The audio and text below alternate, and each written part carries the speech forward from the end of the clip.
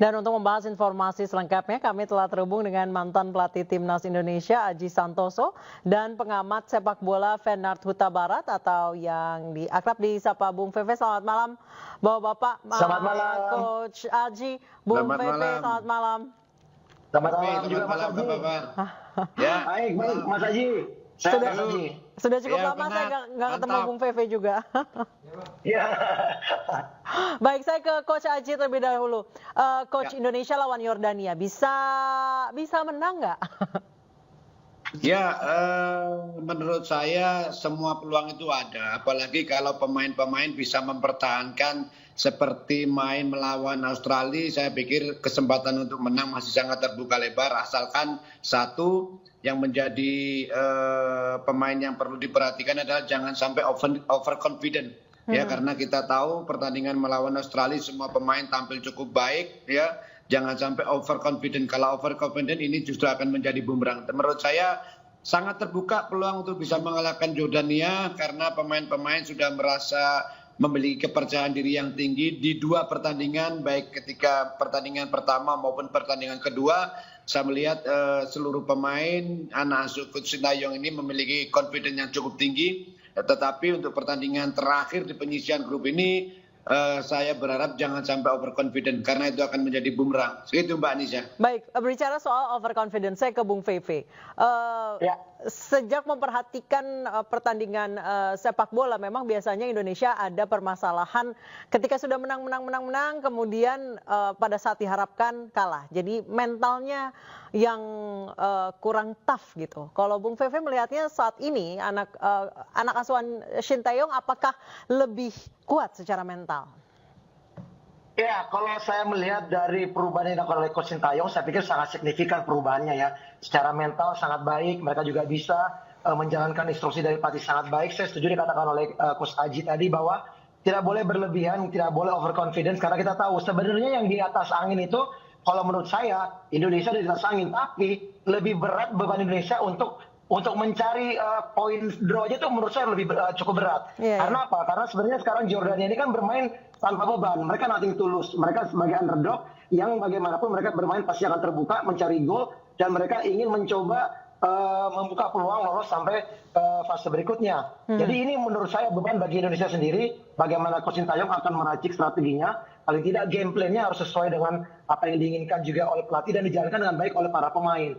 Karena kita tahu ketika pada saat melawan Australia, saya sepakat bahwa penampilan Indonesia sangat bagus, memberikan tekanan pressure dari babak pertama, bisa mencuri gol, dan babak kedua game plan itu berubah. Ya, kita lihat bagaimana Sintayong merubah game plan dengan bermain sedikit bertahan dan mencari counter attack. Dan nyatanya banyak sekali peluang yang kita dapatkan pada saat di menit-menit akhir, namun memang sayang peluang demi peluang kita gagal untuk menjadikan gol. Itu Bung Feve, kenapa sih pemain Indonesia udah ada peluang, udah nyari sekali, tapi eksekusinya kemudian tumpul gitu? Itu kenapa sih, Bung?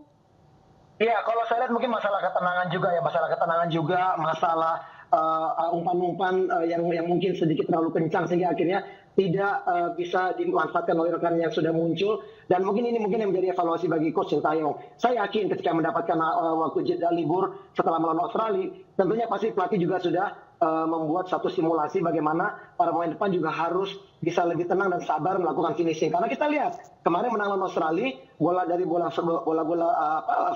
corner ditendang oleh Nathan dan akhirnya bola itu diselesaikan oleh seorang pemain belakang yaitu Komang, dan ini kita berharap pemain depan itu bisa mendapatkan peluang kans untuk bisa mencetak gol. Banyak sebenarnya kesempatan, strike ada shooting juga, Marcelo juga, namun memang kurang beruntung. Nah itu, saya pertanyaan yang sama ke Coach Aji. Seringkali umpan-umpannya sudah sangat luar biasa, oper-operannya juga sangat luar biasa, tapi eksekusinya malah tumpul gitu. Itu kenapa? Kesusu kah atau gimana Coach Aji? Ya, memang ada kadang-kadang di dalam sepak bola itu peluang yang bisa jadi gol seharusnya tapi tidak jadi gol. Tetapi itulah sepak bola, kadang-kadang memang umpannya sudah baik tapi eksekusi finishing touch-nya itu memang perkenaan secara teknik tidak bagus. Jadi mungkin juga ada faktor-faktor agak keburu-buru, kurang tenang, itu juga menjadikan peluang yang jadi gol bisa tidak menjadi gol, Mbak. Jadi menurut saya untuk pertandingan ini sebisa mungkin pemain-pemain bisa memanfaatkan ketika ada peluang, karena jangan lupa 3 tim selain dari Qatar ini sama-sama memiliki peluang yang sama.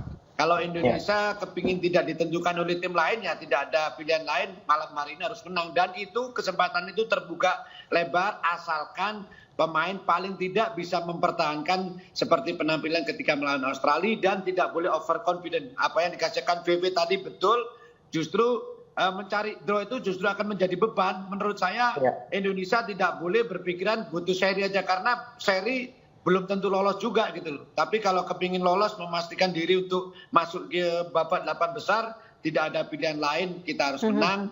Pemain bisa tampil bagus, tidak overconfident, sangat terbuka peluang untuk bisa mengulangi sukses ketika melawan Australia. Seperti itu Mbak Nisa. Baik, Coach Aji, Bung VV, kita tahan dulu. Kami harus jeda terlebih dahulu. Kami akan ngobrol-ngobrol lagi nanti usai jeda berikut. Tetap bersama kami di iNewsroom.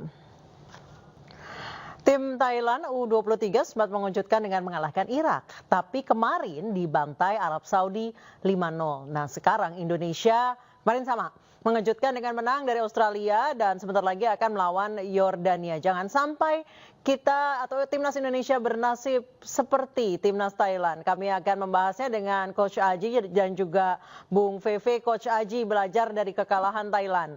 Sebelumnya menang lawan Irak, terus kemudian dibantai Arab Saudi. Ini apa yang bisa kita lakukan untuk apa yang kita bisa hindari supaya menang dari Yordania dan tidak bernasib sama seperti Thailand yang mungkin overconfidence itu? Ya, oke Mbak Nisa, ini menurut saya dengan kekalahan Thailand dari Arab Saudi setelah mereka menang 2-0 dari Irak, ini tentunya satu pelajaran yang sangat bagus buat tim kita. Kita bisa mengambil pelajaran dari kejadian tim lain, yang mana Thailand dibantai 5-0 oleh Arab Saudi. Ini menandakan bahwa pemain-pemain kita tidak boleh, tadi dari awal sudah saya sampaikan, jangan sampai overconfident karena bisa aja Thailand merasa percaya diri yang sangat tinggi setelah mengalahkan Irak ternyata kalah 5-0. Ini tentunya pelajaran sangat bagus dan saya sangat yakin Coach Sintayong sudah sangat paham dengan situasi seperti ini ya, karena beliau juga mantan pemain nasional, memiliki pengalaman dalam melatih, terus melihat kejadian Thailand dengan Arab Saudi. Saya sangat yakin ini pasti akan diinformasikan kepada pemain-pemain Indonesia, pemain-pemain kita, jangan sampai mengalami hal yang sama dengan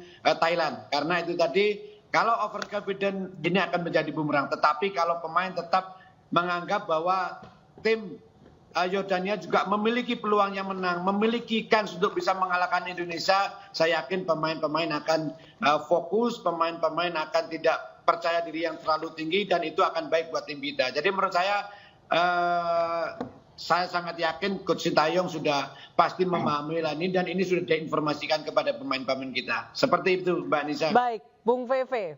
Pertanyaan yang sama dengan seperti Coach Justin. Supaya Indonesia tidak bernasib sama dengan Thailand. Menang lawan Irak 2-0, terus kemudian kalah dari Arab Saudi 5-0. Kayaknya mentalnya udah kena banget sampai akhirnya mungkin terlalu jumawa, kemudian bisa sampai 5-0 gitu.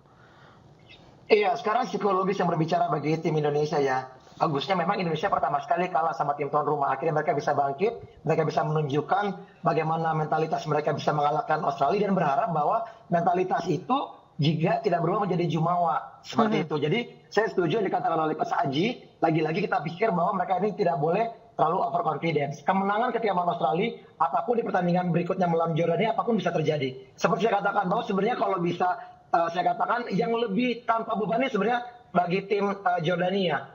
Mereka harus mencari kemenangan, bermain tanpa beban. Sementara Indonesia ini berharap draw saja bisa lolos, tapi harus dengan kemenangan lah yang harus bisa lebih meyakinkan kita. Mungkin saya sedikit bisa menyikapi tadi yang dikatakan oleh Coach Aji. Walaupun misalnya kita draw dengan Jordania, misalnya pun Australia menang melawan Qatar dengan poin yang sama, tentunya Indonesia pasti akan tetap lolos karena Indonesia menang head to head melawan Australia.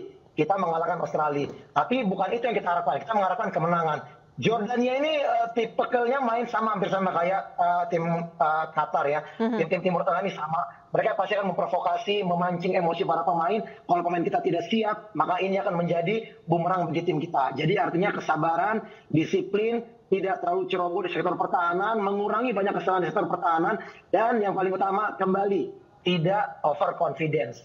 Balik, saya kembali ke Coach Justin. Coach Justin, di pertandingan lawan Australia, ketika itu kami juga berbincang dengan Bung Effendi Ghazali dan juga pengamat sepak bola yang mengatakan bahwa jangan sampai Indonesia terlalu bermainnya ofensif, kemudian buat kesalahan-kesalahan kecil yang kemudian nanti jadi kartu kuning atau bahkan kartu merah, hindari seperti itu. Nah tadi Bung Feve mengatakan bahwa tim Timur Tengah itu sering sekali gayanya sama, senang memprovokasi.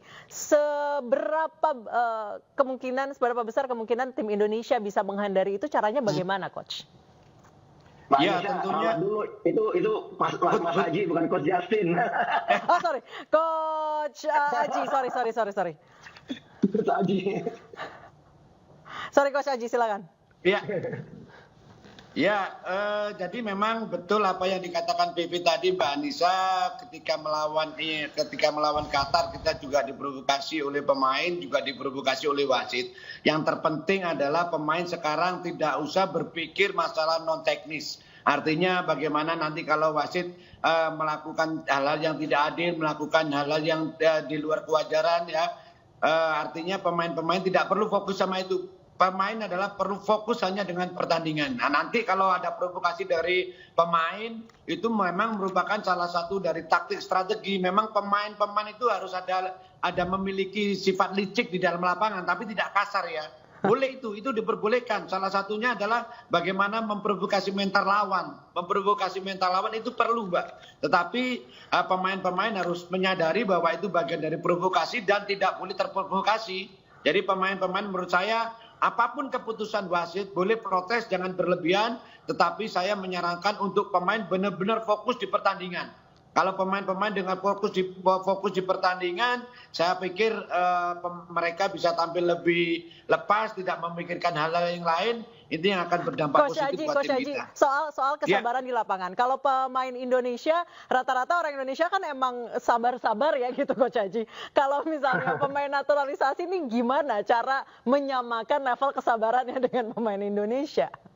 Ya tentunya justru pemain naturalisasi itu harus lebih mengerti, harus lebih paham. Kenapa? Karena mereka mainnya di levelnya yang lebih tinggi. Levelnya mereka kan ada yang main di Jepang, ada di klub-klub Eropa. Seharusnya justru mereka memberikan contoh kepada pemain-pemain kita bagaimana seorang pemain profesional, attitude mental di lapangan seperti itu. Jadi menurut saya ya boleh protes, ya memberi sedikit tekanan terhadap wasit, tetapi jangan berlebihan. Tetapi kembali lagi bahwa pemain harus lebih fokus pada permainan, harus lebih fokus menjalankan taktik apa yang diberikan oleh pelatih untuk diimplementasikan di dalam satu pertandingan. Seperti itu Mbak Anissa. Baik, saya ke Bung Feve. Bung Feve, sebenarnya kalau Anda melihat selama ini timnas Indonesia yang muda, apa perbedaan tim Shin Tae-yong dibandingkan dengan timnas sebelumnya?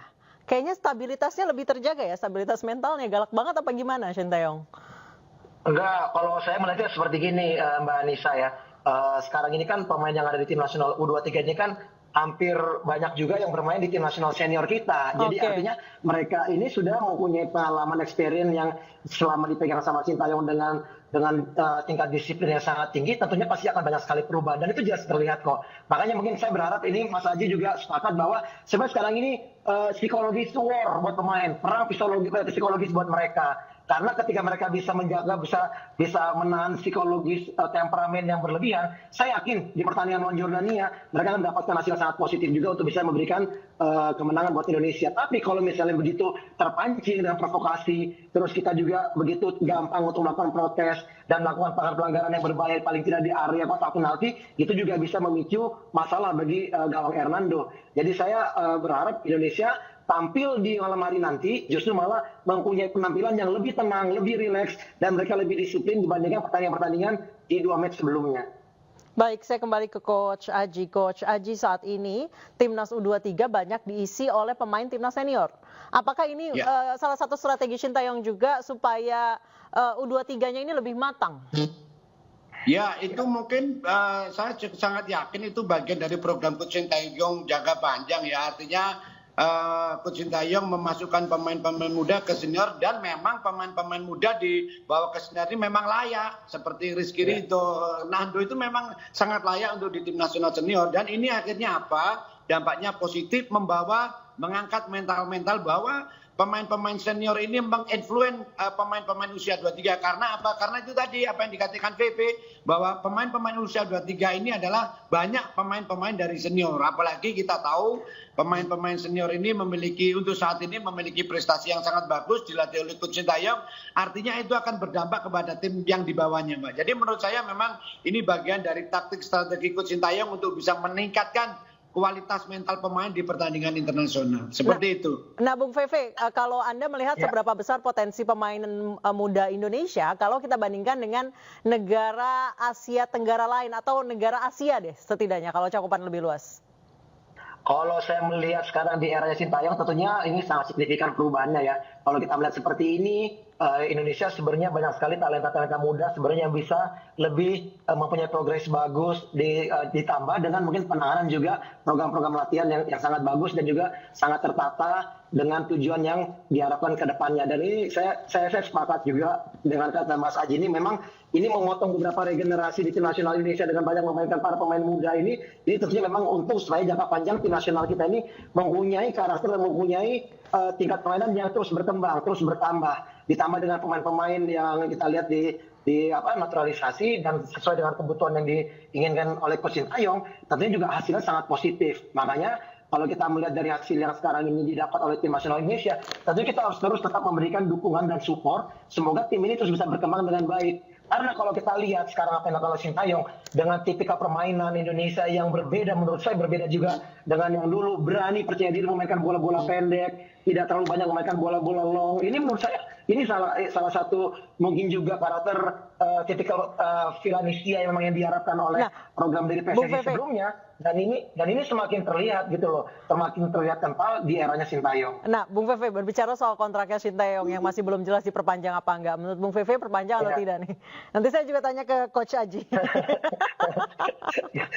Jadi Coach Aji gimana Coach Aji? Coach Aji for PSSI.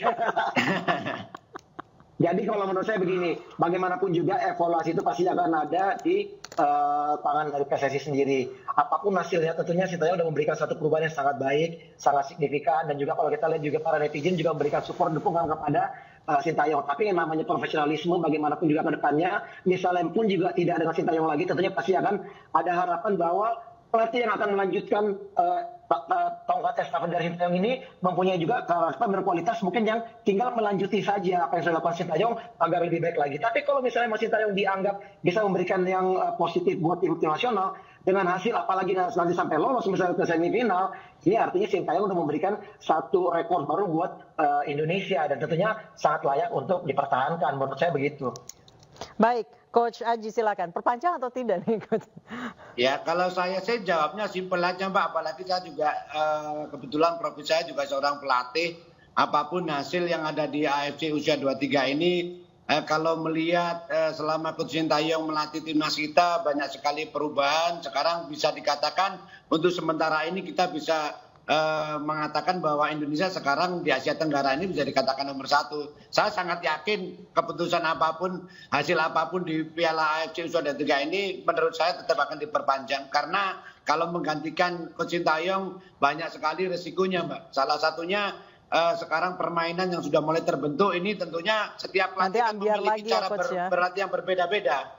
Jadi menurut saya kemungkinan besar feeling saya apapun hasil di AFC ini Coach Sintayong insya Allah akan kasih diperpanjang. Oke, sekarang kita tebak-tebakan skor terakhir Coach Aji berapa? Kira-kira Coach Aji, Bung Pepe. Ya, kalau tebak-tebakan skor ini menurut Mbak Nisa sangat sulit. Sepak bola itu sangat sulit diprediksi. Kemarin contoh yang paling nyata, dari 10 orang kemarin sebelum pertandingan Indonesia melawan Australia, mungkin hanya 1-2 orang saja yang menjagokan Indonesia. Banyak sekali yang menjagokan Australia, ternyata kenyataannya terbalik. Bagi saya, yang terpenting bagaimana Indonesia malam hari ini bisa menang, itu udah selesai. Udah. Apakah 1-0, 2-0, tidak ada masalah. Yang penting kita bisa lolos. Bu Pepe, berapa Bu Pepe? Oke, kalau saya ini iseng-iseng aja ya. Saya mendapat nomor 1 untuk Indonesia. Mudah-mudahan, amin. Amin. Baik, terima kasih banyak Coach Aji, terima kasih banyak Bung Pepe telah bergabung, berbincang-bincang bersama kami di Newsroom sebelum nanti malam. Kita nonton bola sama-sama. Terima kasih, selamat malam. Oke, Pepe sukses.